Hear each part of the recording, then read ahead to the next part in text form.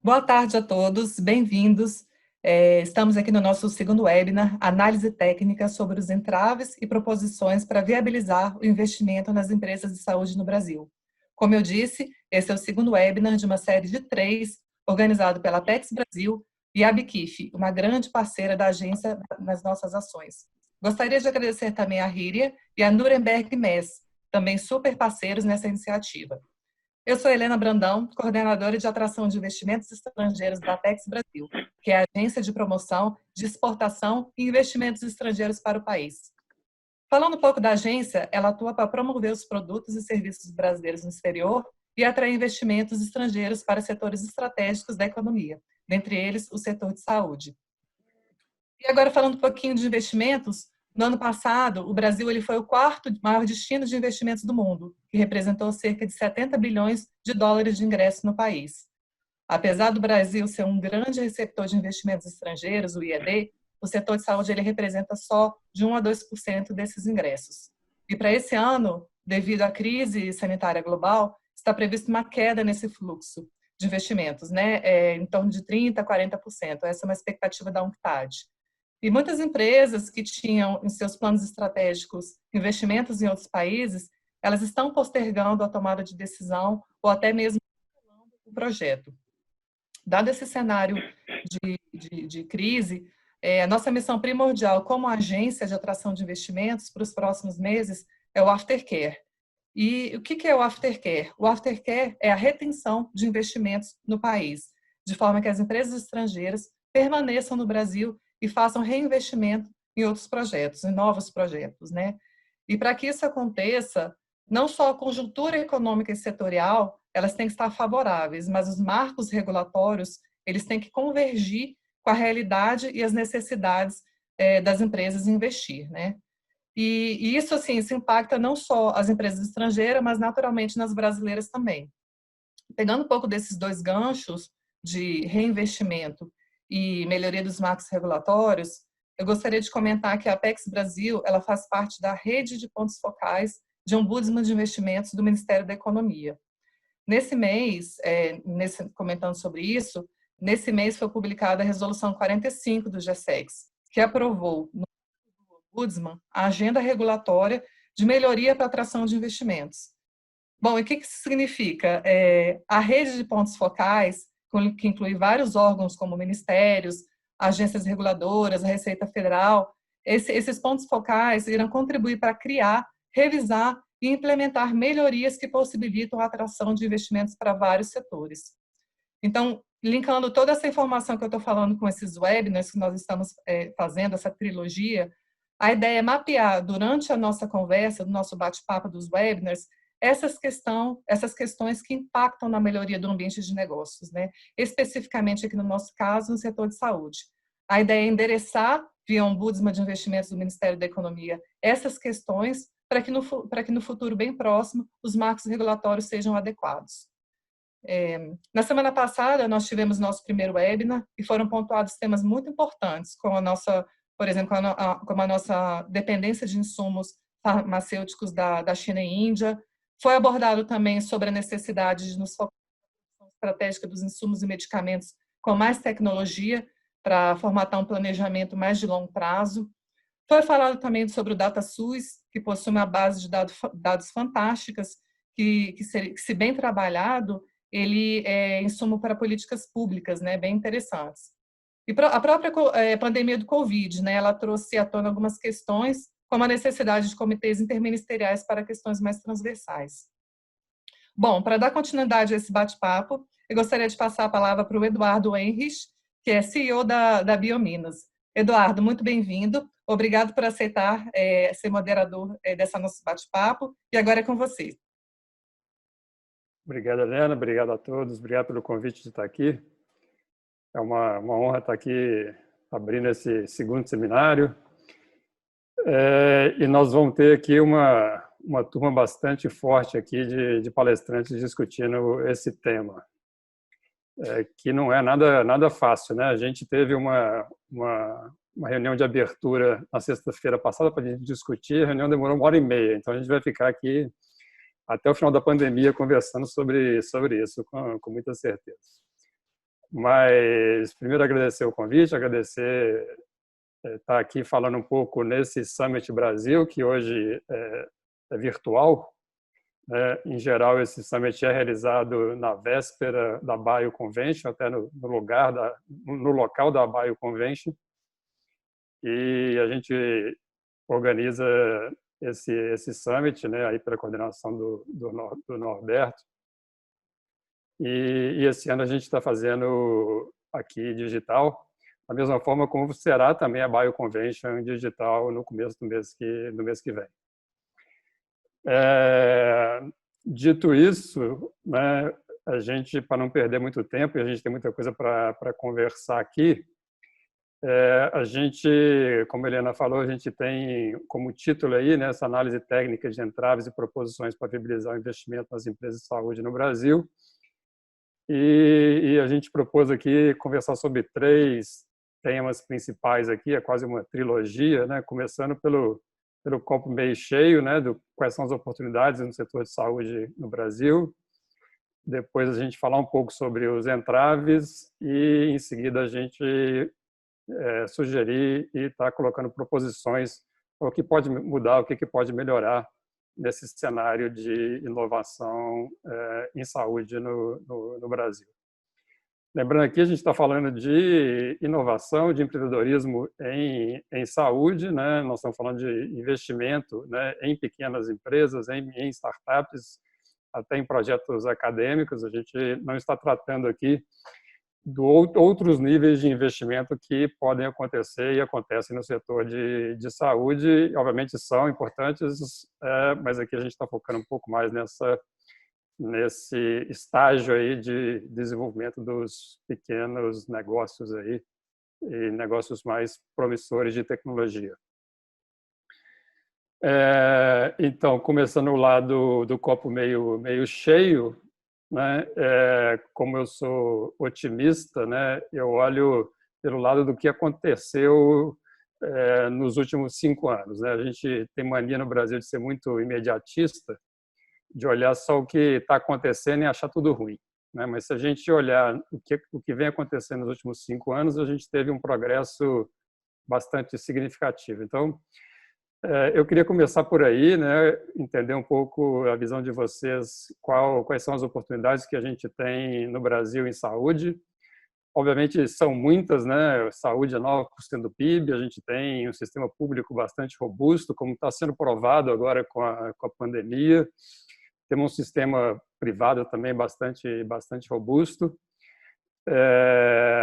Temos tendências de toda forma aí, né? Tendências globais, né? De envelhecimento, de saúde, né? E não só de doença. Então tem vários itens que a gente vê aí como fortes componentes para um crescimento do setor. E aí, começando um pouco pelo esse lado aí do que mudou, né, recentemente, nos últimos anos, aí, diria, no Brasil, eu queria, Letícia, que você falasse um pouco aí, né, pela sua visão aí do que mudou em relação a isso. Antes disso, eu queria só propor, e aí vou usar um pouco de nossas metodologias aqui, cada um gastasse 1 minuto de pitch para se apresentar. Então, vamos lá, 1 minuto para cada um, vou contar no relógio para fazer uma breve apresentação de cada um. Vamos lá, Letícia, você começa? Começo me apresentando. Obrigada, Eduardo. Eu sou Letícia Danens, eu sou sócia de contratos e consultoria do escritório Guzmão e Labruni, propriedade intelectual, que fica em São Paulo. Eu queria agradecer a Abicif, na pessoa do Norberto, pelo convite de estar aqui conversando aí com esses ilustres palestrantes. Muito bom. Vamos lá, Marcos. Boa tarde, pessoal. Eu sou o Marcos, sou cofundador da Pluricel. Agradeço também ao Norberto, a Abicif, a Tex, o Eduardo, todo mundo que está aqui para a gente poder conversar. Sou cofundador da Pluricel. A Pluricel produz células cardíacas humanas e desenvolve isso como uma forma de terapia celular para pessoas com problemas cardíacos. E é um prazer estar aqui com vocês também discutindo esse tema tão importante. Fernando. Olá, eu sou Fernando Sembranelli, CEO do Health Nova Hub. A gente é um hub digital de inovação em saúde, que a gente trabalha com aceleração, comunidade, comunicação e educação. Eu acho que, né, nós temos um olhar de longo prazo, e acompanhamos o desenvolvimento desse ecossistema de inovação em saúde já desde 2010, e de fato concordo com o Eduardo que a gente vê um desenvolvimento bastante impressionante e promissor para o setor. Por fim, Norberto, nosso anfitrião, se você quiser falar mais alguma coisinha, te dou mais um minuto para você falar. Não, eu queria agradecer também a participação de vocês, né, como convidado aqui. Eu só vim para provocar mais algumas discussões aqui. Meu nome é Alberto Presso, sou presidente executivo da ABQIF, Associação Brasileira da Indústria de Insumos Farmacêuticos. E obrigado a Apex, obrigado a Nuremberg e obrigado a Rida por ter apoiado nesse webinar. Vamos começar, então. Então, acho que sou eu que estou com a palavra, né? Obrigada, Eduardo, por me deixar abrir aqui. E aí, pensando em meio copo cheio e nas transformações que o Brasil vem sofrendo no marco regulatório jurídico para a inovação, eu sou otimista também. A gente vinha de uma experiência de uma lei de inovação que trazia uma série de entraves e de regras e limites para os tipos de parceria público-privada, sobretudo para startups de inovação. Então, no que se referia à divisão da titularidade dos direitos, como regulamentar que tipo de acordo era possível. E em 2016 a gente tem uma nova lei, né, que veio trazendo aí e veio responder às perguntas e aos conflitos que foram vivenciados durante o marco legal anterior, e uma lei que traz muita flexibilidade, que oxigena um pouco a possibilidade de acordo que pode ser firmado entre parceiros públicos e privados. Então, eu acho que esse é uma primeira grande boa notícia. Aí, quando a gente pensa em atração de investimento, a gente fala de segurança jurídica, certamente, e a segurança jurídica para quem traz o dinheiro é a possibilidade de garantir ou a titularidade ou alguma participação na exploração de direitos de propriedade intelectual decorrentes, né, dos esforços de inovação. Então, acho que tem bastante esse lado, e uma lei que permite acordos mais flexíveis nesse sentido traz mais segurança, mais respiro. Depois, quando a gente for falar do meio copo vazio, eu falo dos problemas. Mas aqui, para dizer assim, que juridicamente há muita possibilidade de parceria, o marco legal permite que esses acordos sejam negociados das mais diversas maneiras, e isso é uma grande abertura para isso, para as parcerias. E um outro, eu acho que de boa notícia também trazendo, é que a gente vem observando de 2018 para cá um enorme esforço do INPI, que é o Instituto Nacional da Propriedade Industrial, a nossa autarquia, que é responsável pelo exame e concessão de patentes, um enorme esforço para reduzir um dos grandes fantasmas aí que a gente tinha na concessão de direitos dessa natureza, que era o grande atraso do INPI. Então, a gente tinha uma média aqui no Brasil, considerando todas as tecnologias, mas em fármacos, que bastante afetado, de 12 anos, mais ou menos, entre ser solicitado uma patente e o seu exame e concessão. Então, a gente vem observando aí um esforço enorme nesse sentido,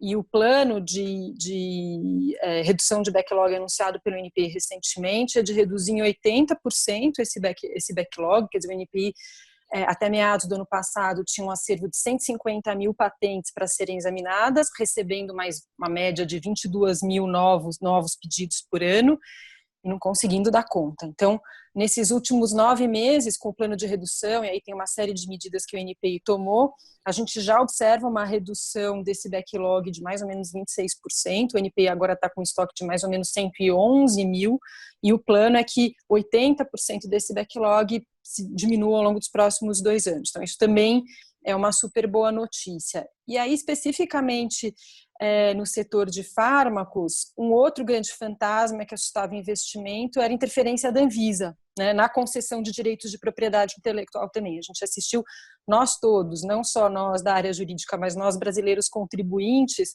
a gente não conseguia entender muito bem por que a gente pagava para 2 autoridades federais fazerem exame de patenteabilidade. Esse embate entre INPI e a Anvisa durou alguns anos, uns bons anos, e em 2017 essas autoridades conseguiram entrar num acordo com uma nova resolução do NPI, e agora os papéis são bem definidos, e esse fantasma também de quem vai fazer, né? Qual a segurança, qual a previsibilidade de quem vai examinar patentes no Brasil. Hoje está claro que é o INPI, que é a autarquia competente para fazer isso. Então, acho que, falando aí, não avançando muito no tempo, mas de meio copo cheio, eu sou otimista também e vejo esses 3 grandes pontos aí como boas notícias. Só um comentário a respeito disso que a Letícia falou, né, da importância dessa questão patentária ser bem definida, até da lei da propriedade intelectual, com relação aos pesquisadores acadêmicos e tudo mais. A gente sabe, por exemplo, que no final da década de 70, início de 80, lá nos Estados Unidos, a lei do Bayh-Dole foi muito importante para justamente definir, né, a realidade de patenteabilidade e de exploração comercial de inovações que foram financiadas pelo governo federal. Então, assim, é notável a necessidade desse entendimento, porque a gente sabe que o conhecimento ele surge realmente dentro do meio acadêmico e é necessário, esse é um papel muito importante, muito relevante, que é central no desenvolvimento. Só que se esse nó não é desfeito, né, se não fica muito claro que isso é possível, a transferência de tecnologia pode ser feita, ninguém está ferindo nenhum tipo de direito de ninguém. Ao contrário, na verdade, você está provocando um processo interessante de inovação que vai culminar lá na frente com benefício para a população, benefício para o contribuinte, benefício para o país de alguma forma.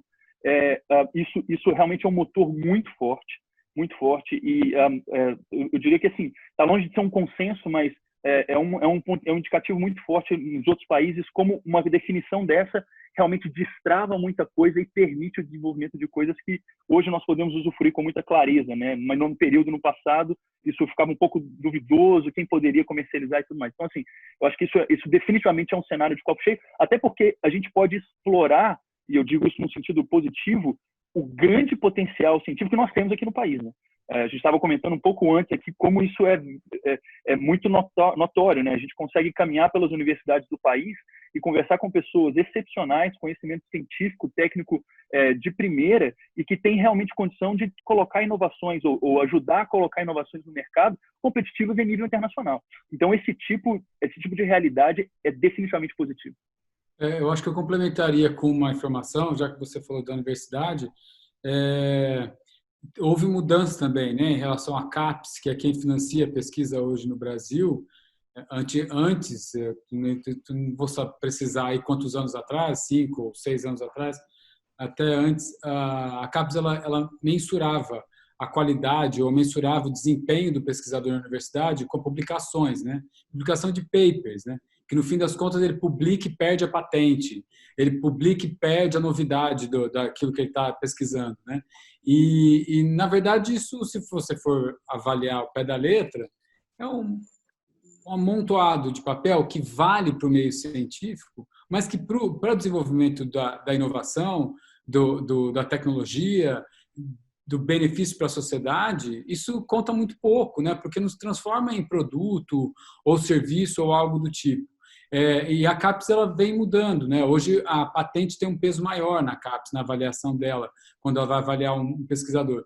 Ainda acho que tem avanços a serem feitos, eu não sou um mega especialista nisso, mas é necessário até, porque daí o pesquisador ele vai mudar o mindset dele na hora de desenvolver a pesquisa e vai estar um pouco mais se relacionando melhor com o mercado, especialmente com o investidor. O Eduardo está aqui, o Fernando também está aqui, e o Marcos passou por esse momento. O investidor hoje ele não aporta recurso se a empresa não tiver a patente, ou ele aporta mais recursos se ela tiver a patente. Então, a patente é um fator importante nesse processo de atração de investimento, do meu ponto de vista. Só um ponto aí no que você comentou, Norberto. Eu acho que tem que ter uma gestão bem mais estratégica na escolha do momento de fazer as divulgações, né, porque isso é extremamente importante, quer dizer, não sair atropelando o processo, porque você pode matar a própria condição de novidade para a obtenção da patente se você divulga no momento inadequado da pesquisa, ou escolher isso estrategicamente. E justamente a mudança do marco legal permite que agora os acordos venham não só o investidor privado direto indo capturar, sem passar pela estrutura da universidade, direto indo capturar o professor especialista, mas passando por uma discussão jurídica de maior qualidade, porque isso era super comum. Um monte de acordos de investimento direto entre a investidora, uma grande investidora nacional ou estrangeira, com um professor específico ou com uma empresa que a mulher dele tinha montado, que o tio dele tinha montado, fora ou totalmente em paralelo da estrutura da universidade, que pode e deve se beneficiar com a exploração dos seus recursos humanos, da sua capacidade instalada, do seu conhecimento ali produzido. Inclusive, isso é um ponto importante, né, Letícia, desse desenvolvimento recente, né, a estruturação dos núcleos de inovação tecnológica é um componente importantíssimo desse processo, até de criar um caminho, né, um caminho que seja juridicamente correto para a transferência das tecnologias das universidades. Eu queria só... Desculpa. Vamos lá.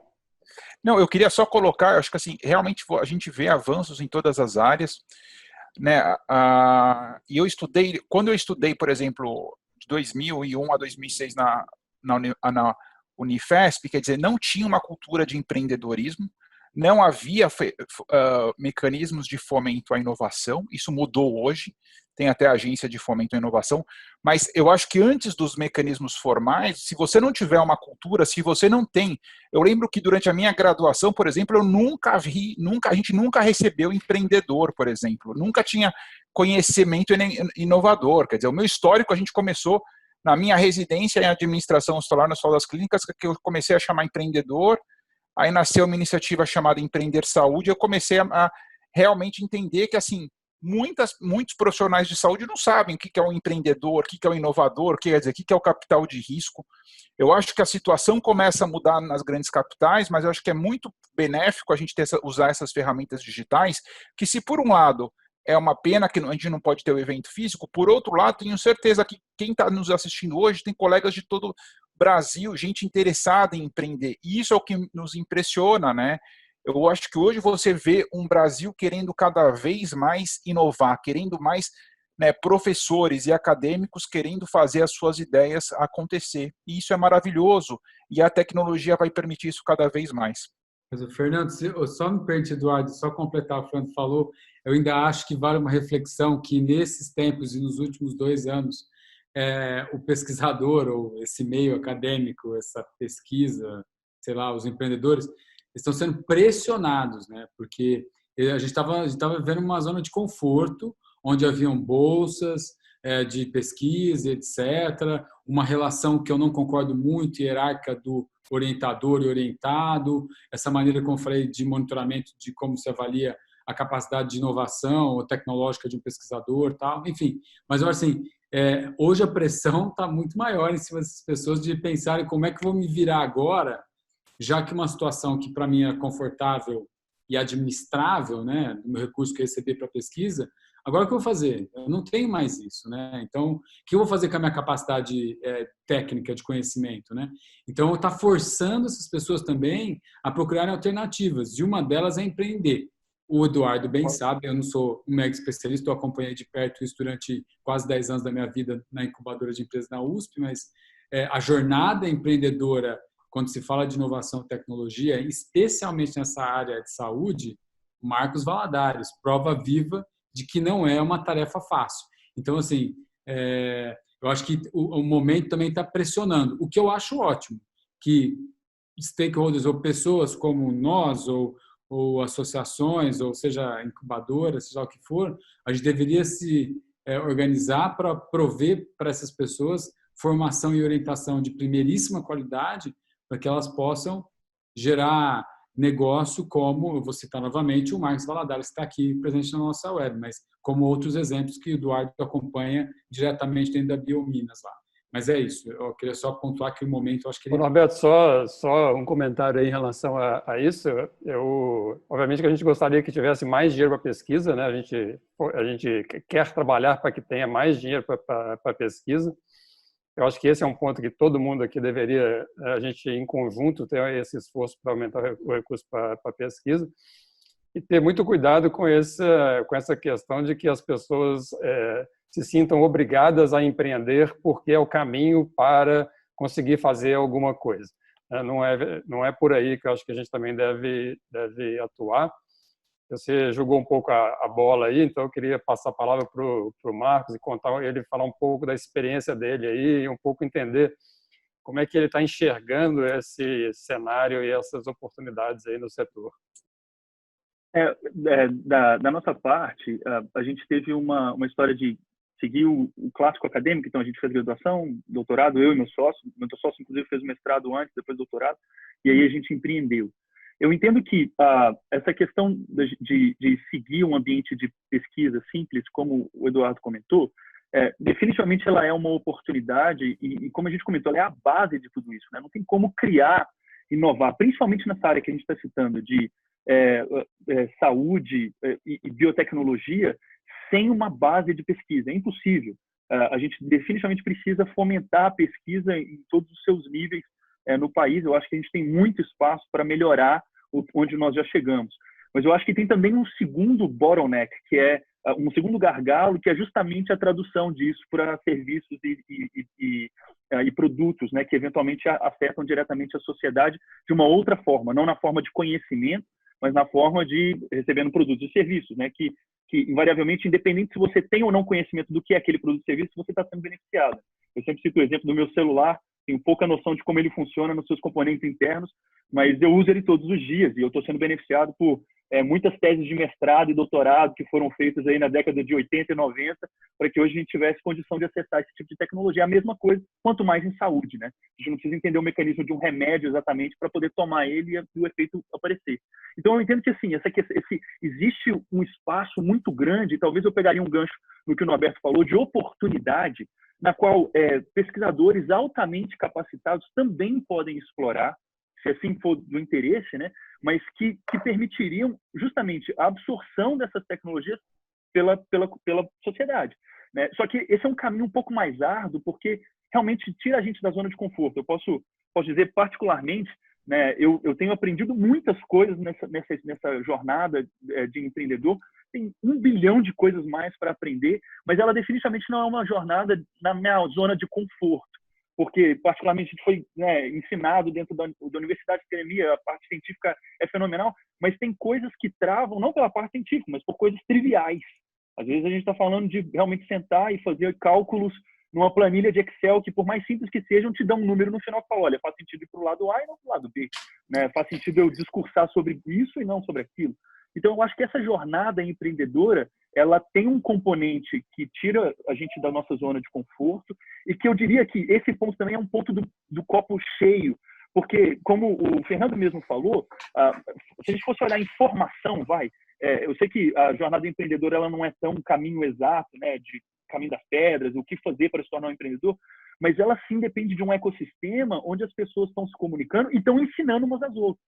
Eu acho que esse ecossistema aqui no Brasil hoje está realmente bem mais sólido do que a gente encontrava. O Fernando citou de 2010, a nossa experiência de 2013. Eu cito do ambiente onde nós estamos incubados, a gente vê mais empresas de biotecnologia. Eu estou focando aqui em biotecnologia e saúde, né? Pelo tópico que a gente está conversando. Eu acho que isso tem melhorado bastante. Eu acho que uma pessoa que tem interesse, ela vai ter bastante oportunidade, mesmo que digital, de encontrar muito conteúdo e conseguir sair do lugar, né? Eu acho que antigamente talvez você tinha que bater muita cabeça para sair do lugar, mas eu acho que a gente tem crescido cada vez mais. Você consegue encontrar pessoas próximas que tiveram uma experiência parecida e ajudam. Então, eu acho que essa é uma porção do copo meio cheio, que é a questão da educação empreendedora, né? A gente aprender a ser empreendedor em alguns aspectos, em falar um vernacular específico do empreendedor e conseguir comunicar a sua informação, a sua tecnologia e o seu projeto para leigos, mas que possivelmente pode te ajudar porque ou são investidores, ou são parceiros, enfim, ou são alguma coisa que pode contribuir para a jornada do seu projeto.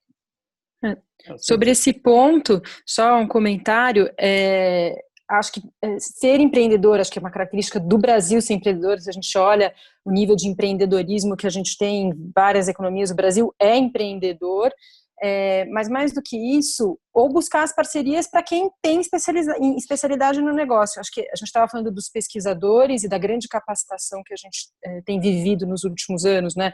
num país que estava muito caracterizado por ter o cenário, o parque tecnológico na iniciativa pública, né, nas universidades, e a gente vem observando agora uma gradual migração também para a iniciativa privada, mas acho que aí eu já estou mais indo para o copo um pouco vazio, a gente tem um tanto a enfrentar de preconceitos, né, dentro das universidades ainda, de explorar melhor tudo isso e de permitir essas parcerias. Quer dizer, hoje, como eu disse, de fato, eu não vejo mais barreiras jurídicas para que as universidades utilizem estrategicamente a sua capacidade instalada e saibam firmar os mais diversos tipos de acordo com o parceiro privado, que vai transformar a tecnologia em produto e serviço no mercado, como você está mencionando, né, Marcos?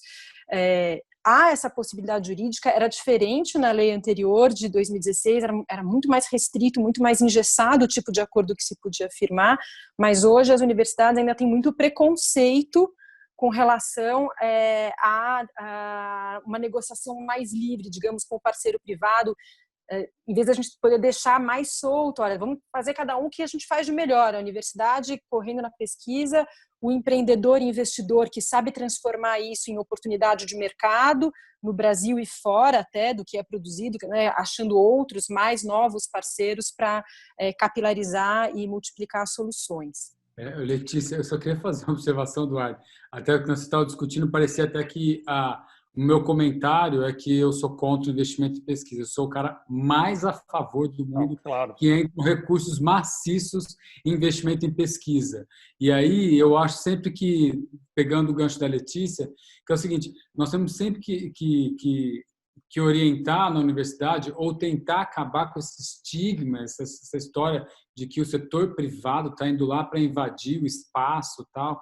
Gente, quem quiser ceder e quiser dialogar com o setor privado, tem que ter portas abertas para isso. E quanto mais claro for, quanto melhor forem as regras de compliance desse processo, menos, como fala, rusga ou problema vai ter nesse processo, né? Então, eu sempre acho assim, tem que investir em pesquisa, a universidade tem que estar forte sim, porque ela pode responder a pandemias como essa de uma maneira muito mais rápida, com laboratórios super preparados para fazer diagnóstico, por exemplo, e uma parte desse grupo transformar essa pesquisa em inovação e tecnologia para a sociedade. O que eu acho que não é mais do que obrigação, esse é o meu posicionamento, do que é mais do que obrigação, que isso tenha que acontecer, porque, afinal, se eu for falar de federais e estaduais, universidades, é dinheiro público. Esse dinheiro tem que ser transformado e retornado para a sociedade em benefício. E se não criar mecanismo para isso, nunca vai acontecer. Aí vai parecer sempre que a universidade gera conhecimento, vira paper, e aí, o que mais? Vamos ter intelectuais na sociedade? Não. Tem que ter uma parte, tem que estar livre para poder negociar com o setor privado, para levar algum tipo de benefício que vai se transformar em benefício econômico, de melhor bem-estar para a sociedade, etc. Então, assim, não é nenhum crime. Eu acho, Letícia, que a gente tem esse trabalho árduo que não é de agora. Eu vejo com o Eduardo, eu conheço o Eduardo desde 2007, até antes disso, mas antes disso, dentro da USP, desde 2003, eu vejo esse problema de achar que, meu Deus, é quase um pecado conversar e dialogar com o setor privado. O setor privado ensina muito também. O setor privado tem regras e um monte de coisa que ensina demais, né? Então, acho que tem um ponto... Eu queria só colocar...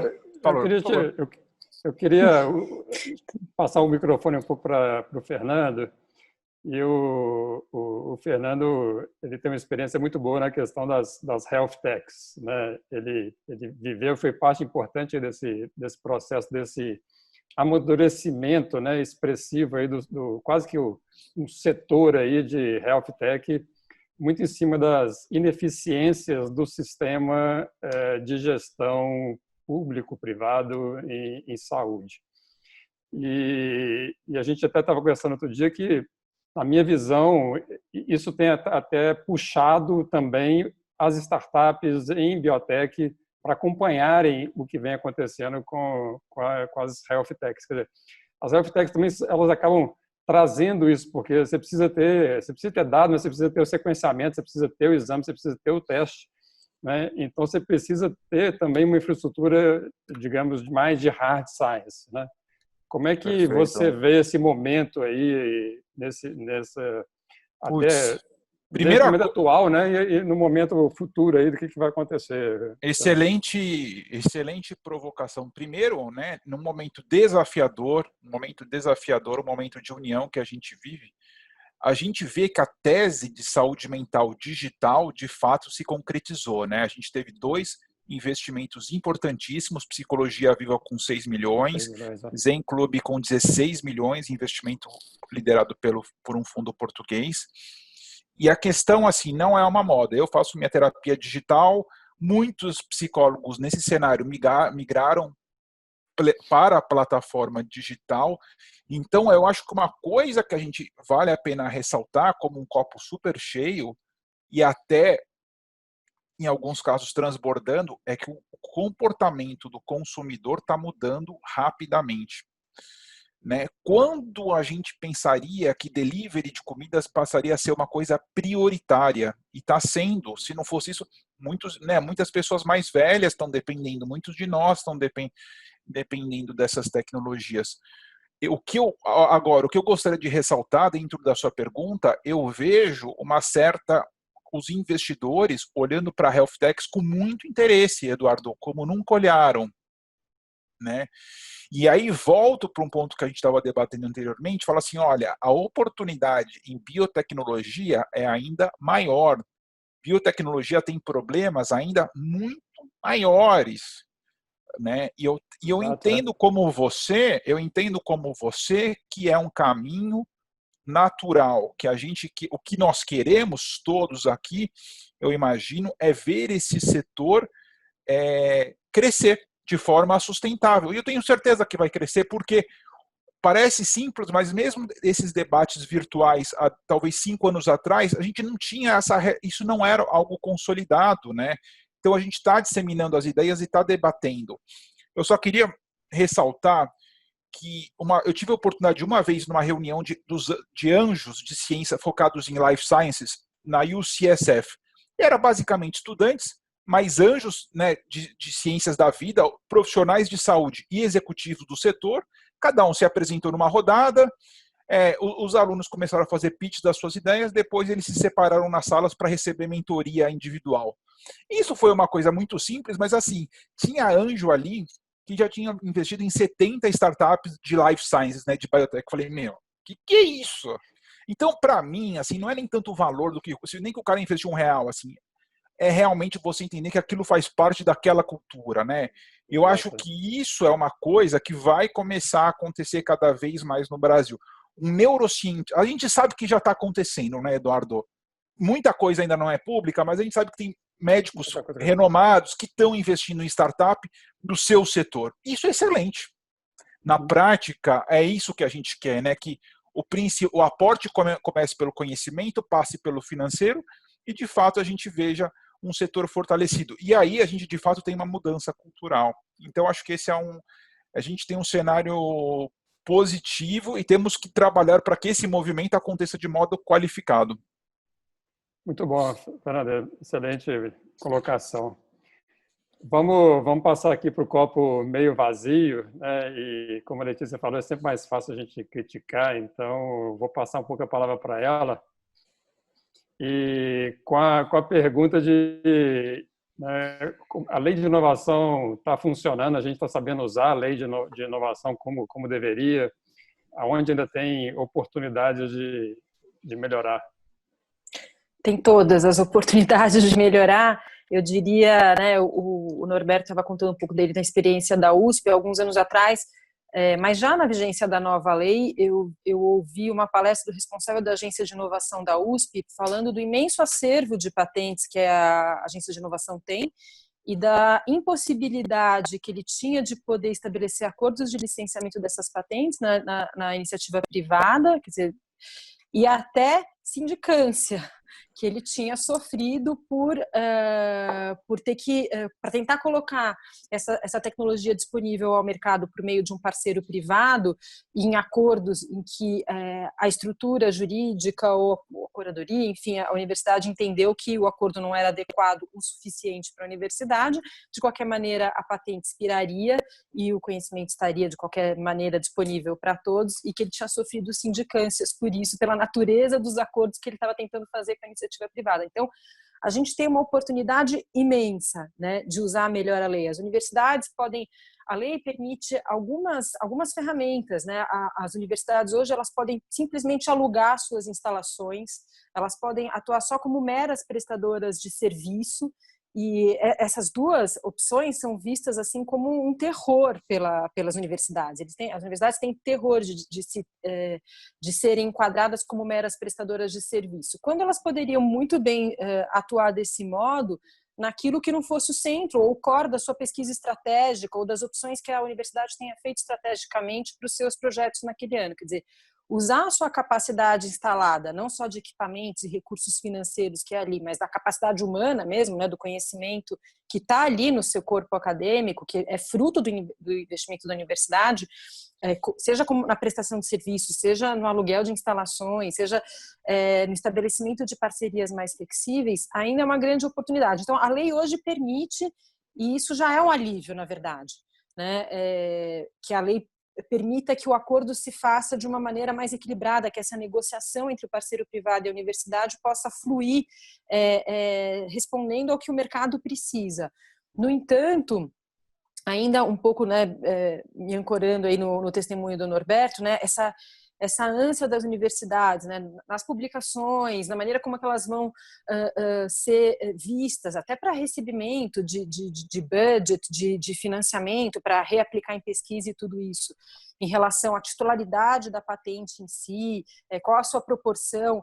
As universidades não querem saber de acordos de prestação de serviços, elas querem tratar de parcerias nas quais elas sejam minimamente cotitulares, e aí a proporção é minimamente 50% também, quando haveria várias outras maneiras de pensar a parceria, né? Qual é o papel de cada um naquela tecnologia específica? Nem sempre a contribuição de cada uma das partes no contrato, do centro de pesquisa público e da parte privada é nessa proporção de 50-50.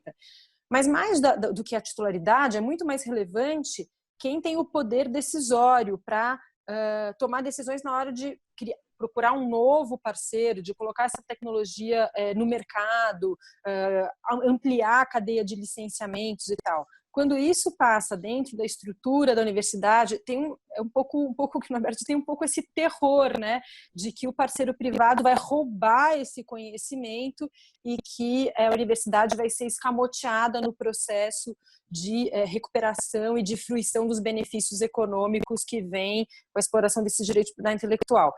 Então, eu acho que tem muita oportunidade, digamos, para abandonar esses preconceitos nas parcerias com a iniciativa privada, porque eu trabalho intensamente em parcerias com as mais diversas universidades e a gente já passei 2 anos em mesa de negociação entre o parceiro privado e o público. E aí investidor nacional mesmo, não estou nem falando de investidor estrangeiro, investidor nacional que conhece tudo que está no mindset de uma universidade brasileira, ainda assim, tem que ter muita vontade de continuar com o investimento, porque são camadas, você vai ultrapassando camadas, quer dizer, aquele que ultrapassar essa coisa de deixa eu contratar direto o pesquisador e pagar por fora uma bolsa para o aluno, pagar um congresso para o pesquisador, essas coisas totalmente, essas negociações em paralelo que não resultam em nada, quer dizer, eu vejo que isso vem caminhando, né? Abandonar esses caminhos paralelos para ir para a formalização adequada dos acordos, mas assim, a vontade de continuar investindo e de ultrapassar todas as barreiras e esses preconceitos no processo de negociação tem que ser enorme do investidor e a universidade tem que estar mais flexível. Então, acho que essa é a grande oportunidade de se usar melhor as ferramentas que o marco legal traz. Uma coisa que eu entendo... Marcos, eu vou passar o microfone para você, né? Mas antes só para introduzir um pouco, né? Quem olha o Marcos é um case de sucesso nesse setor de biotech, né? Uma empresa que conseguiu captar recursos de investidores anjos. A gente estava conversando um pouco sobre isso na sexta-feira, né? Conseguiu captar um recurso, não é um grande recurso, mas é um recurso importante numa fase muito difícil de conseguir captar dinheiro. Ele conseguiu captar algum dinheiro e recentemente ele teve uma captação maior de uma empresa farmacêutica nacional, que eu acho que é um componente, né, do que vem mudando aí, né, do copo cheio. Mas, obviamente, a gente sabe que esse percurso aí não foi fácil, né, Marcos? Então, assim, quem olha só o cheque assinado, pô, é tranquilo conseguir captar dinheiro, mas assim, a gente sabe, e a gente viveu muito isso com vocês, a gente acompanhou a parte do seu histórico aí, quanto é difícil. Então, eu queria que o senhor falasse um pouco aí quais foram os entraves aí que você teve que enfrentar aí nesse tempo aí. Essa questão de captação para os projetos, eu acho que passa por aquilo que a gente estava comentando, de a gente ter um aprendizado na questão empreendedora, de conseguir veicular a informação correta, de conseguir captar aquilo que faz sentido fazer de projeto, né, executar como projeto, e aquilo que não faz sentido. Da nossa parte, né, na Pluricel, eu acho que a gente bateu muita cabeça, né, e eu insisto, a gente trabalhou com vocês, trabalhou com outros players no ambiente, e nós fomos beneficiados, na verdade, por essa grande interação para ensinar a gente a pensar um pouco diferente, né? Às vezes a gente sai do ambiente acadêmico tendo certeza que a gente está certo. Eu diria que essa é a maior probabilidade. Você sai do ambiente acadêmico porque você necessariamente estudou bastante, né? Você compõe uma parte da população que tem acesso a um conhecimento muito restrito. Então, você realmente, é difícil você pensar de outra forma. E quando a pessoa fala que ela não entendeu aquilo que você falou, né? Você se sente de alguma forma errado. Você fala, como assim? Eu expliquei exatamente como tem que explicar, mas o ponto não é esse.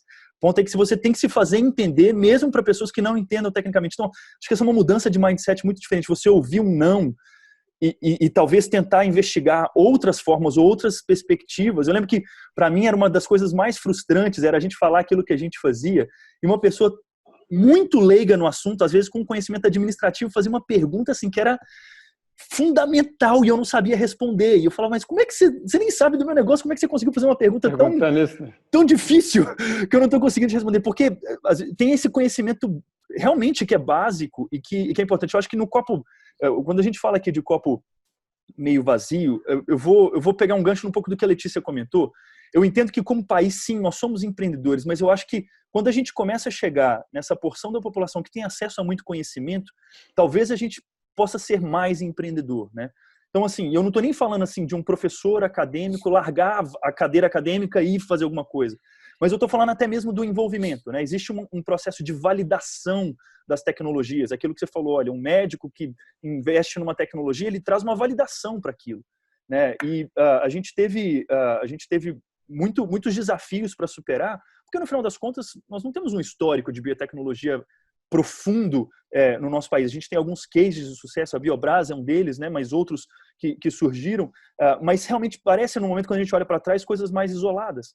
Então é difícil a pessoa realmente olhar e falar, mas será que você está me propondo uma coisa interessante, né, que tem potencial, está validado? Então eu acho que os pesquisadores do ambiente acadêmico, eles têm uma oportunidade de realmente poder validar negócios de alto impacto. Se assim eles acharem que precisa validação, né? Eu não estou dizendo aqui para validar qualquer coisa.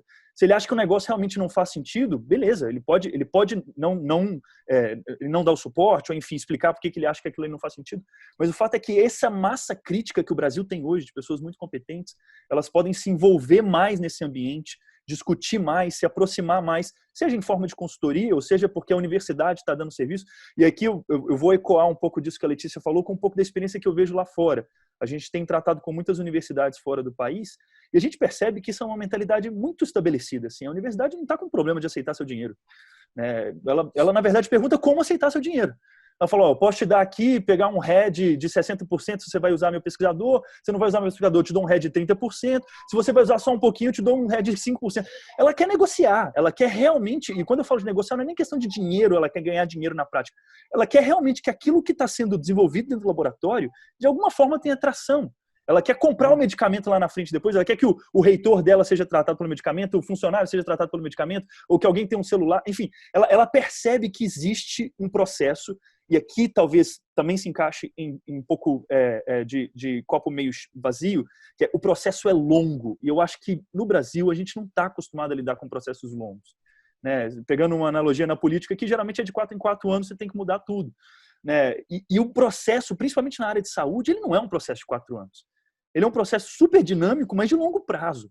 Então, se não há uma consistência no processo, se não há o trabalho dos NITs ali consistentemente, aí de novo, eu vou focar aqui na área de saúde. Eu sei que o NIT pode atuar em qualquer área, mas se o NIT não estiver interessado em realmente ir atrás com as tecnologias que tem dentro da universidade, apresentar para os parceiros, ter essa interface, eu acho que o NIT pode ser um facilitador muito grande. Né? E por isso eu diria o seguinte, as empresas chegando a uma conversa aberta, a gente já está com um ambiente legal, favorável para isso, mas essa validação e esse interesse genuíno de falar, olha, eu sei que não vai terminar aqui é uma mesa de negociação, você conversa, dá a oportunidade, um outro parceiro vai correr por fora para poder realmente fazer o que precisa ser feito, seja de reforma regulatória, seja uma validação um pouco mais profunda, seja licenciar aquilo ali por um terceiro fora do país, enfim, mas perceber que ali não é o ponto final, aquilo ali realmente é uma etapa do processo como um todo. E com relação a levantamento de capital, eu realmente entendo que existe uma conversa, eu volto na questão da comunicação. Né? Eu, particularmente, como eu comentei, tenho aprendido muito, muito em tentar comunicar. Às vezes eu falava a mesma coisa 3, 4, 5 vezes e vinha branco para mim. Né?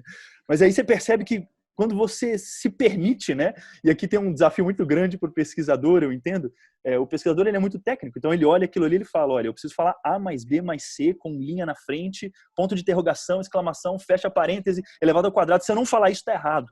Né? E não existe uma aproximação, né? Não existe uma generalização para que a pessoa compreenda o conceito. Ela não fez 4 anos de doutorado para entender aquilo que você está falando. Então, eu acho que existe uma resistência nisso também, da pessoa tentar achar que ela está transmitindo a informação errada, quando na verdade é simplesmente uma simplificação necessária. Você precisa simplificar a informação. Se você não simplificar, ninguém vai entender aquilo que você está falando. Não vai entender o potencial do que você está falando. Então, acho que isso é um ponto importante. A gente tem um problema de conhecimento, né? E aí um pouco até pela questão da experiência, né? Porque a gente fez pouco, a gente criou poucas empresas que foram de sucesso, eu concordo plenamente com você. Mas em todas as esferas a gente tem problemas de conhecimento, né? Desde lá do começo, será que os NITs estão valorando direito as tecnologias dele e eles sabem como transferir aquilo? Será que o investidor sabe analisar bem um projeto? Será que a gente sabe explicar bem um projeto e sabe criar as ferramentas para que o investidor chegue e fale assim, ok, entendi, compreendi qual é a oportunidade e estou pronto para fazer o investimento. A gente vinha falando um pouco sobre isso também nas nossas reuniões preparatórias aí, e talvez, Fernando, você possa acrescentar alguma coisa aí nessa questão aí do conhecimento aí, que eu acho que é um ponto importante. Estava até aqui lembrando, eu acho que a primeira coisa que eu gostaria de frisar, né, a gente está fazendo uma série de também, assim como, né, essas iniciativas, a gente está fazendo uma série de webinars, discussões. Ontem a gente fez uma sobre a saúde corporativa do amanhã. A gente discutiu com a superintendente de uma Unimed, quer dizer, e diversos players, né? É impressionante como essa pandemia ela acelerou a transformação digital em saúde, assim. Mas de uma forma, assim, porque, primeiro, novamente, o comportamento do consumidor mudou. Antes, o que a gente tinha era uma resistência muito grande às ferramentas digitais, telemedicina. Isso virou. Tem uma pressão do consumidor para usar essa tecnologia. E aí os grandes players estão sendo pressionados a usar essas tecnologias. Então a gente tem uma percepção que, apesar de todas as resistências, de ser um momento extremamente difícil, a gente está vendo uma aceleração dessa transformação digital da saúde. Falar de copo meio vazio, eu acho que só tem uma coisa que realmente é a minha grande preocupação. O ecossistema, né, de biotech, de biotecnologia no Brasil tem que se acelerar a velocidade, gente. Eu acho que isso é uma coisa que, como setor, né, como discussão, a gente vai ter que se acelerar, porque a gente tem alguns desafios como longevidade. Meu avô faleceu ano passado com 94 anos. Minha avó está com 90 anos. Tem uma série de desafios, assim, a gente tem acesso à saúde. O que está faltando? Acesso a soluções. E muitas dessas soluções vão vir via biotecnologia, quer dizer, a gente vai ter que acelerar esse ecossistema. E é interessante, eu estava aqui lendo, falando de conhecimento, tem um livro que é o Troublemakers, que é a história de formação do Vale do Silício. E é muito interessante que um dos grandes desafios, o Vale do Silício começa lá na década de 70, e ele tem a história um pouco da biotecnologia. Aí ele fala assim, olha, a história do investidor que viu um paper de um pesquisador, né, e ali o investidor acreditou num pesquisador e ali nasceu a Genentech. Né, e o pesquisador achava que ia demorar 10 anos para a solução vir a mercado. No ano seguinte foi para o mercado. A empresa abriu capital, passou 5 anos aí conseguiu aprovação no FDA. Né? Então é muito impressionante que, de fato, para esse nosso ecossistema de biotecnologia avançar, o investidor vai ter que estar mais próximo do empreendedor. E antes do aporte financeiro, né, Eduardo, vocês têm feito isso de forma brilhante, chamar o investidor para conhecer, apresentar as oportunidades. A gente tem visto muita oportunidade interessante. Eu acho que o que a gente não pode subestimar é a capacidade disruptiva desse setor. Né? Tem muita solução que é muito transformadora.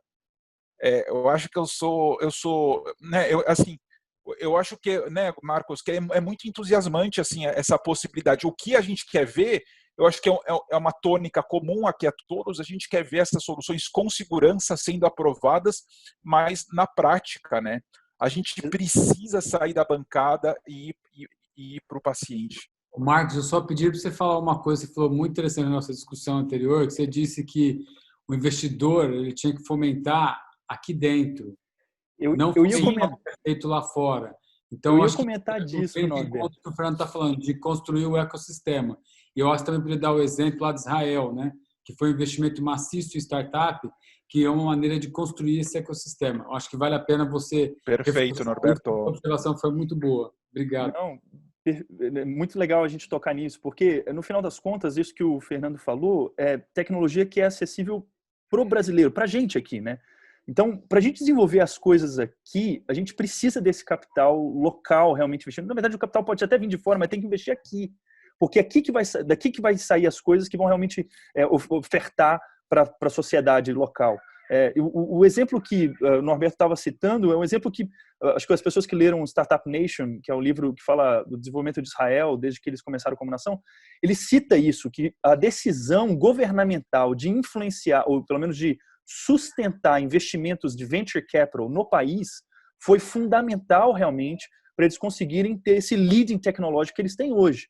Porque o dinheiro vinha de terceiros, né? Vinham de pessoas físicas ou, enfim, organizações, mas eles fomentavam uma série de empresas pequenas com potencial na prática. Se a gente for parar para olhar, não é só em Israel, né? Naquela época Israel era super difícil, mas continua sendo hoje, né? Você vai discutir hoje lá, os caras estão lidando do lado da faixa de Gaza, do lado da West Bank lá, e tem um problemão, tem guerra todo dia, os caras têm que... Mas isso não inibe o investimento local. Eu acho que isso é um ponto importante para eles, porque eles entendem que se não for ali, eles vão perecer, eles não têm como ser sustentado por de fora. Eu acho que o Brasil, por a gente ser uma população muito grande, talvez a gente entenda que isso está, e amigável, né? A gente está um pouco isolado, mas eu acho que isso inibe também a realidade da gente falar, olha, a gente pode fazer aqui. E aí acaba sendo uma estratégia de, a gente comentou isso também na reunião, acho que se não me engano foi até o Norberto que citou no final, a questão de soberania mesmo, né? A gente está falando de kit de diagnóstico agora.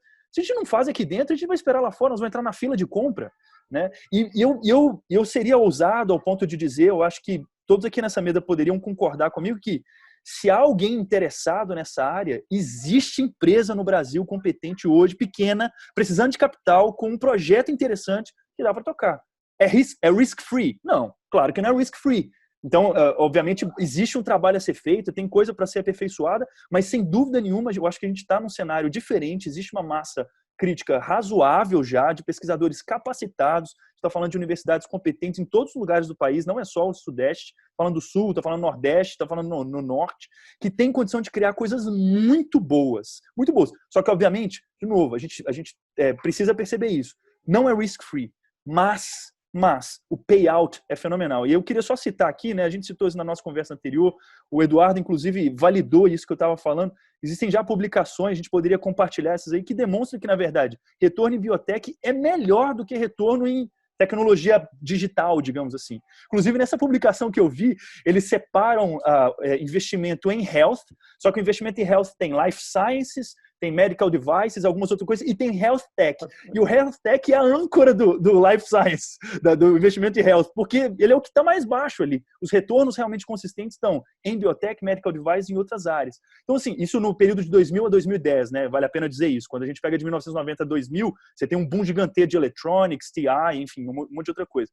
Mas é só para dizer que biotech não é o patinho feio, né? A gente tem condição de realmente demonstrar isso, e eu creio que a gente está com uma massa crítica muito boa no país, para executar isso no país. Então, a nossa população ser beneficiada, né? As pessoas que estão aqui do nosso lado, parentes, familiares, enfim, e a gente conseguir gerar esse ambiente super propício de inovação. Só para completar... Marcos, ficou bastante... A Helena, não, só para completar o que eles disseram, a Helena disse no início da conversa, na fala dela, que no Brasil agora, na época de Covid, né, pós-pandemia, ou com a crise, a expectativa é que reduza em 30% o IED, o investimento estrangeiro direto. Então, ótima oportunidade.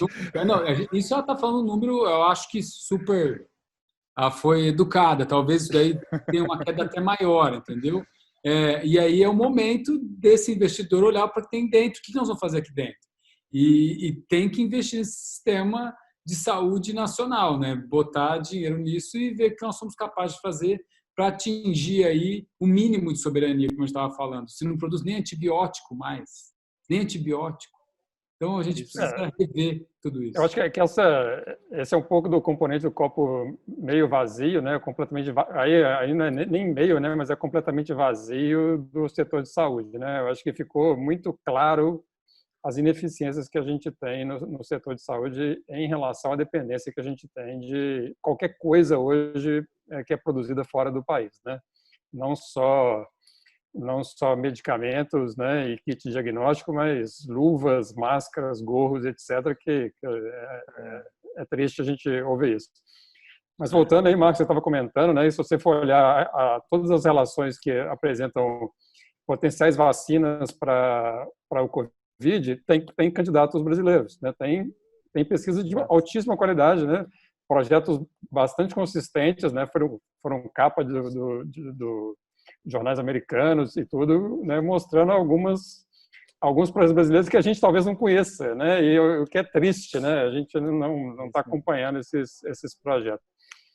Mas aí, passando então um pouco para o ponto 3, a gente já está quase que estourando o nosso tempo aqui, e eu tenho recebido aqui mensagens aqui de perguntas. Gente, a gente talvez não consiga responder as perguntas, mas a gente vai passar as perguntas para todo mundo depois.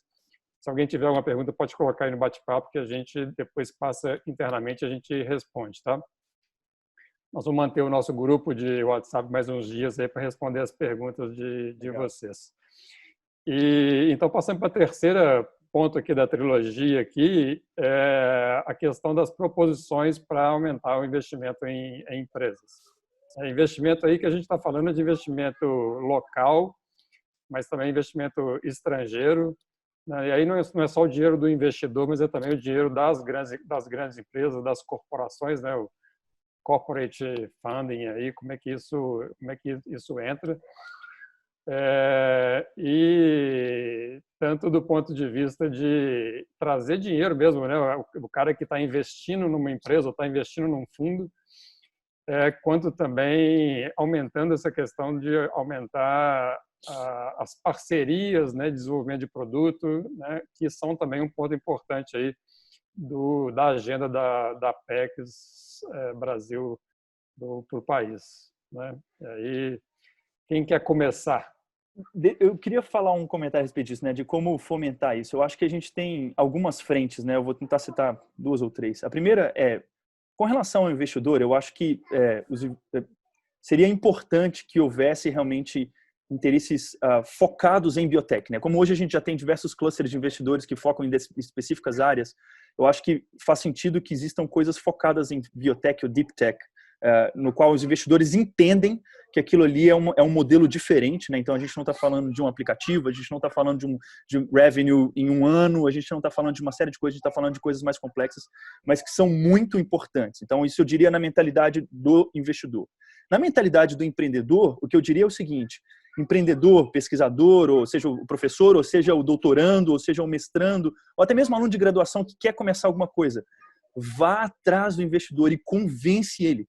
Não é fácil isso, mas eu acho que isso começa a criar um movimento benéfico, né? As pessoas começam a perceber, olha, tem gente batendo na minha porta que tem doutorado e está falando que consegue fazer uma vacina legal contra uma vacina contra câncer mesmo, uma vacina contra alguma outra coisa, ou uma molécula, ou uma droga. O que é isso, né? Provoque isso, porque esse é um caminho frustrante, empreendedores, mas é um caminho que eu acho que é inevitável. Então, façam isso, porque existem muitas pessoas que potencialmente estão talvez não procurando uma oportunidade, mas numa oportunidade que aparece, você consegue realmente acessar e demonstrar o valor de um investimento em biotecnologia. Então, eu diria que pelo menos essas duas coisas são importantes. A mentalidade do investidor realmente criar olha, eu preciso mudar minha mentalidade do foco de investimento em biotech, que é uma mentalidade diferente, né? Então, se for o caso, entra na universidade, fala com o pesquisador, cria laços, cria vínculos, né? E o empreendedor vai atrás, bate na porta de quem você não bateria. Talvez até no movimento, pegando um pouco o que a Letícia comentou, talvez no movimento até dentro das universidades, né? Tirando um pouco desse preconceito no sentido de, pesquisador, você pode sim marcar uma reunião com o fulano de tal, discutir qualquer assunto, quem sabe ele não coloca um dinheiro aqui dentro da universidade ou não faz um spin-off de uma empresa. Isso não é impossível, né? Isso na verdade é uma fonte de recurso bem interessante. Então, assim, não se inibam quanto a isso, realmente façam isso, porque a gente sabe que recurso existe, mas ele não está necessariamente alocado na área de biotecnologia, e eu acho que faz sentido que os empreendedores nessa área façam esse esforço. E é frustrante, não é fácil, mas vale a pena, eu acho que é um movimento que deve ser feito. Então, só esses dois pontos que eu acho que seriam pontos práticos, né, que dariam para a gente pensar. Letícia, do ponto de vista institucional, como é que a gente pode melhorar o ambiente para Olha, eu acho que é o último ponto cutucar um pouquinho o INPI aqui, porque a gente sabe que, e eu só tenho elogios assim nos esforços, de fato, estava mencionando no começo da minha apresentação, os esforços que o INPI tem feito para melhorar na concessão de patentes, e de fato a gente tem observado redução de backlog e tudo isso. Mas, quando a gente fala de contratos entre empresas nacionais, ou entre empresas nacionais e estrangeiras, né, e eu já estou saindo um pouco do foco do investidor nacional, mas pensando nos contratos em que há um investidor estrangeiro, esses contratos precisam ser de transferência de tecnologia, precisam ser registrados no INPI para que a parte brasileira possa remeter esse dinheiro para fora. E aí a gente ainda encontra um monte de obstáculos na análise que o INPI faz desses contratos e barreiras ainda de interferência nesses contratos antes de registrar, e isso é um problema. Então, eu acho que o INPI ainda tem bastante oportunidade de dar espaço. Já melhorou muito, né? A gente vem observando também nos últimos anos uma resolução na qual o INPI disse, não, eu vou me abster de comentar sobre prazo, sobre valor de remuneração, mas quando a gente fala de tecnologia não patenteada ou não patenteável, ainda não patenteada, pedidos em andamento, ou não patenteável, porque pela natureza da tecnologia não seria patenteável, a gente fala em proteção de know-how, tem um monte de entraves ainda no INPI, na interpretação desses contratos, e isso pode dificultar muito. Então, eu acho que do ponto de vista do cenário legal, porque no marco legal no geral, note que não existe qualquer barreira na legislação brasileira para se proteger tecnologia não patenteada ou não patenteável, proteção ao know-how em si, né? Existe todo um regime jurídico para proteger, seja contratual, seja extracontratual, como segredo de negócio, como conhecimento e tal. No entanto, quando a gente pensa na remessa de valores ao exterior, ainda sofre barreiras nesse processo de averbação, pode ser meio tortuoso. Então, acho que essa é uma oportunidade ainda que a gente tem de facilitar esse caminho e esse trânsito. Fernando, você quer acrescentar aí?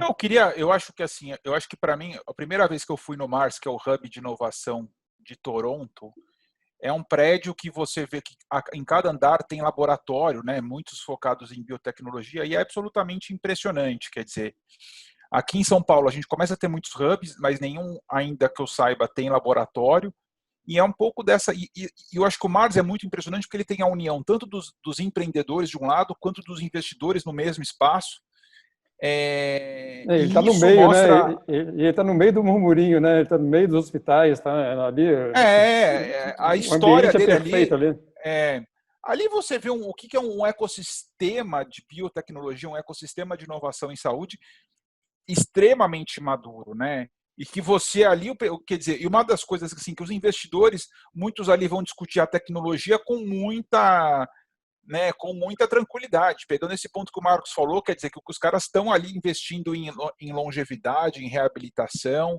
Então, de fato, eu acho que de fato, nos últimos anos, a gente teve um desenvolvimento muito importante do ecossistema de inovação digital em São Paulo e vejo uma oportunidade igualmente importante para a gente fortalecer esse ecossistema de biotecnologia, né? Porque eu acho que uma das coisas que eu vejo nesse cenário que a gente está com esse dólar mais caro, a questão do acesso de medicamentos estrangeiros vai ser extremamente grave. Quer dizer, a gente vai ter que desenvolver mais soluções, senão a gente vai restringir acesso. Acho que é mais um viés de oportunidade, né? Eduardo. Roberto, você, né, vive o mundo da bio aí desde 2007, 2003, como você estava falando, né? E ali tem muitas corporações e muitos investidores querendo conversar com empresas promissoras. O que nos falta para poder apresentar melhor essas empresas para investidores? Eu acho que falta capacitação e mudança de cultura, sabe? A gente teve uma oportunidade, vou só relatar rapidamente, uma oportunidade em 2011 de contratar uma coach, uma psicóloga, para fazer uma análise com 14 pesquisadores no projeto da FINEP, e a gente percebeu que existia uma relação entre o pesquisador e o orientador, né, o doutorando e o professor da universidade, muito opressora, muito de poder, etc. Se você for uma instituição lá fora, na maioria delas, essa relação era de cooperação, né? Ela é de desenvolvimento, de crescimento, tal, etc. Então, eu acho que essa cultura que está hoje dentro das universidades, ela precisa passar por um processo de reinvenção, porque precisa de mais gente estar interessada em pesquisar, mais gente estar interessada em estudar química, física, matemática, engenharia, porque as pessoas se descolaram disso porque perdeu o sex appeal desse negócio na universidade. Então, a gente tem que se reinventar. E eu ainda diria que, para fechar, que nesse momento de pandemia, agora a gente está falando de políticas públicas para o desenvolvimento dessa área, soberania nacional, tal, etc. Eu acho que precisa ter um alinhamento entre as instituições no governo, sabe? Elas precisavam realmente sentar e conversar e montar um plano de 10 anos, independente de que governo vai entrar.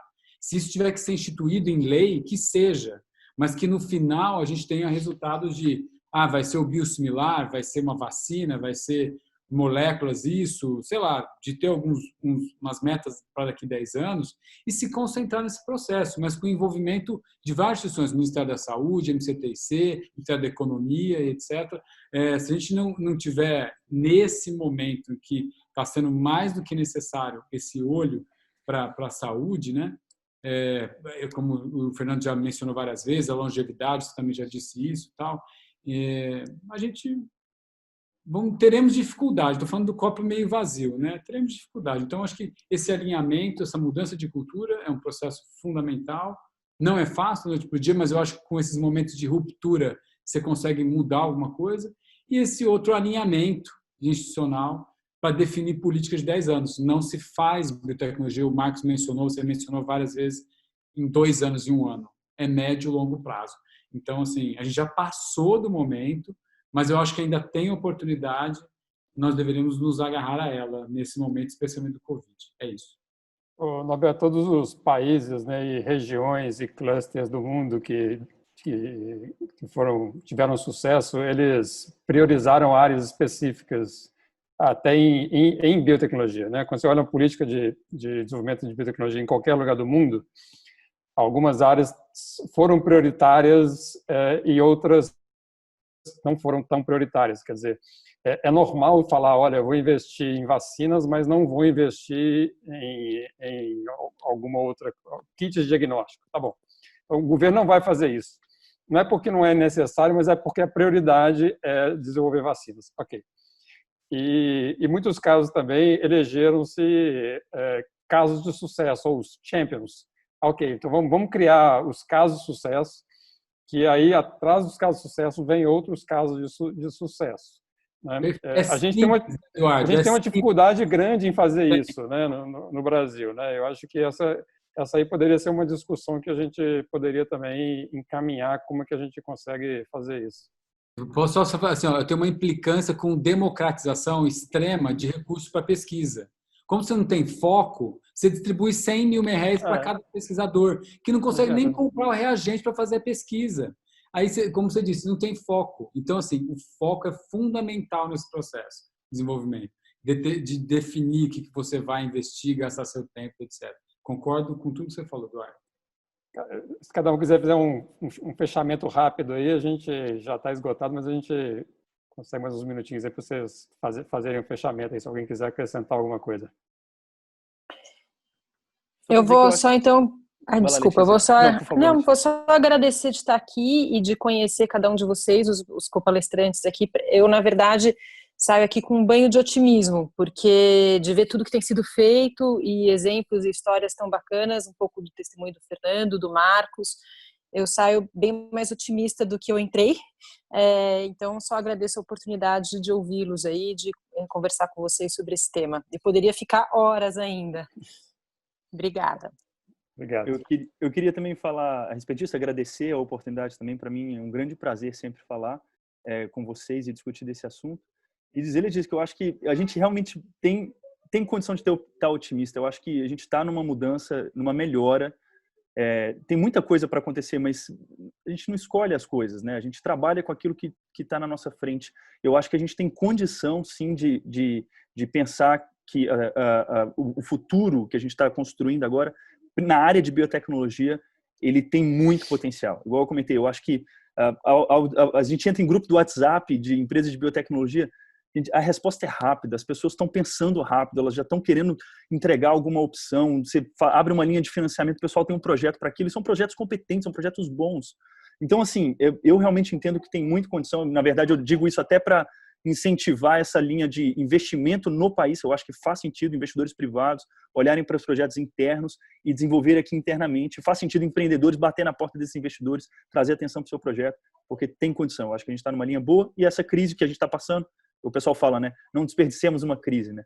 É uma ótima oportunidade de a gente perceber que tem coisa para ser feita, coisas das mais simples às mais complexas, e vale a pena. Tem oportunidade para isso. Então, acho que o otimismo é bem-vindo e faz sentido, viu, Letícia? Eu agradeço a oportunidade, o pessoal, de estar aqui com vocês. Eu queria também agradecer a oportunidade. Acho que, né, eu acho que debates digitais como esse, que se cresceram de um modo exponencial nesse momento, mas eu tenho dúvida, né, que muitos de vocês que estão nos assistindo não teriam forma de estar presente presencialmente, né? Tenho certeza que tem pessoas de todo o Brasil. Eu acho que a gente vê universidades e pessoas, empreendedores, inovadores em diferentes graus de maturidade. Eu acho que estar numa comunidade forte, estar numa comunidade é um passo importante, mas eu acho que o que eu vejo de uma forma muito benéfica é a aceleração dessa troca de ideias para que vocês vejam que é possível, se conectem com pessoas boas, né? Então, vamos junto. Obrigado. E só para terminar, você quer falar, Norberto? Não, já falei, já está ótimo. Obrigado a vocês pela oportunidade e pelo debate de alto nível. E excelentes perguntas também. Tá bom. Gente, agradecer a vocês, né? Só para falar um pouco aí também, né, da nossa experiência aí, né? Quando eu sou um pouco mais velho que o Norberto, eu comecei aí na Baio em 2003. Em 2003, tinham 6 brasileiros na Baio, né? Hoje a gente tem 300. Então, isso mostra que a gente está crescendo, a gente vem amadurecendo bastante como setor e crescendo. O Fernando falou, ele tem feito vários webinars e eventos online aí nesses últimos dias, bastante interessantes. A Bikif também, a gente também está fazendo, então acompanha os nossos canais aí, tem muita coisa. E é isso que a gente quer, né? Melhorar a capacidade de todo mundo, e aumentando a capacidade de todo mundo, a gente aumenta a capacidade do setor em crescer. Então, agradecer a todo mundo, agradecer a todo mundo que participou, e a gente está sempre à disposição aí, fiquem à vontade para nos contactar, tá bom? Obrigado, viu? Obrigado, gente. Pessoal. Valeu. Um abraço, tchau. Até mais. Tchau. Fiquem bem. Tchau, tchau.